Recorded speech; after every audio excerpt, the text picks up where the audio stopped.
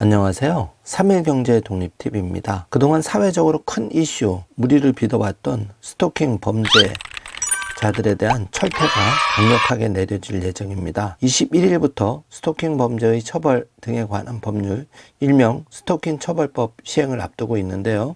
관련해서 이제는 층간소음에 계속 협박 쪽지를 남기면 스토킹 범죄로 처벌됩니다. 이런 자세한 내용을 오늘 영상으로 소개해 드리겠습니다. 스토킹 범죄, 이제 이런 범죄자들이 세상에서 사라지도록 적극적으로 대응할 수 있는 법안이 마련된 만큼 오늘 영상 내용 궁금하신 분들은 끝까지 함께 해주세요.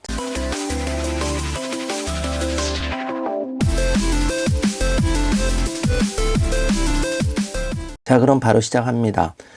층간소음에 계속 협박 쪽지 남기면 스토킹 범죄로 처벌이 되는데요. 오는 21일 스토킹 처벌법 시행을 앞두고 경찰에서 주요 사례 및 업무 절차를 공유를 했습니다. 중요한 내용을 알아보도록 하겠습니다. 층간소음 범죄로 집 앞에 지속적인 협박 쪽지를 붙여둔다면 스토킹 행위로 간주돼서 처벌을 받을 수 있기 때문에 조심하셔야 됩니다.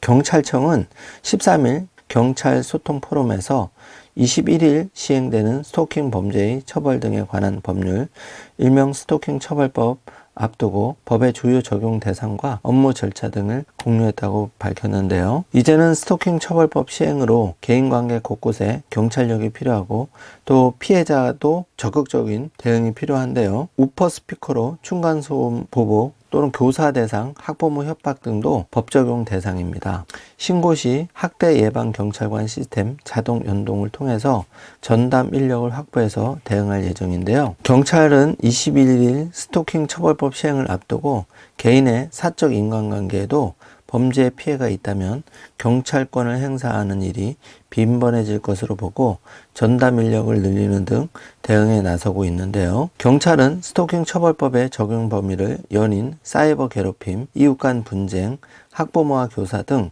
업무적 관계, 불법 채권 추심 등 채권 채무 관계, 서비스 불만에 따른 앙심 등 여러 가지로 분류를 했습니다. 해당 법은 자유롭고 평온한 생활 안정에 대한 다양한 침해 행위를 적용 대상으로 하는 만큼 경찰은 그동안에 개입이 어려웠던 사적 관계에 대한 경찰권 행사가 본격적으로 확대될 것으로 예상을 했습니다. 스토킹 처벌법 적용 대상이 될 수 있는 사례로는 흔히 알려진 연인 간 협박, 온라인 게임에서의 공포심 유발, 층간소음이나 흡연 시비로 상대방 세대 출입문에 협박성 문구를 부착하는 행위 등이 포함이 되는데요. 뿐만 아니라 층간소음 갈등에 아랫집에서 윗집을 겨냥해서 우퍼 스피커를 설치하는 행위 역시 스토킹 처벌법 적용 대상이 됩니다.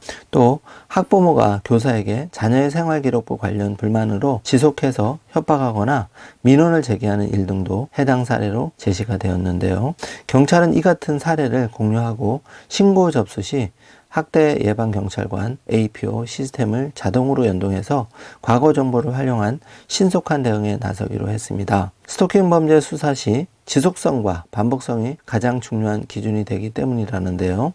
현장에서의 응급조치로 스토킹 행위가 신고되는 대로 가해자를 피해자와 즉각 분리하고 여성단체 등과 협력해서 피해자를 상담소나 보호시설로 인도하는 조치를 하게 됩니다. 스토킹 행위가 재발할 우려가 있는 긴급 응급조치 사항이 해당이 된다면은 피해자와 피해자 거주지 100m 이내 접근 금지, 전기통신을 이용한 접근 금지 등을 고지하고 위반 시에는 1천만 원 이하의 과태료 처분을 하는데요. 유치장 입감이나 구치소 유치 등 잠정 조치도 할 수가 있습니다. 이런 조치에도 계속 스토킹 행위가 이어지면 2년 이하의 징역 또는 2천만 원 이하의 벌금이 선고되도록 형사사법 절차를 밟을 수도 있습니다. 경찰은 스토킹 처벌법 집행 과정에서 과태료 처분과 현장 집행력 강화에 중점을 두기로 했습니다. 스토킹과 데이트 폭력 범죄가 상대적으로 많이 발생하는 50개 지역 경찰서에 스토킹 담당 인력을 시범적으로 배치하고 시행 경과를 분석해서 반영하거나 앞으로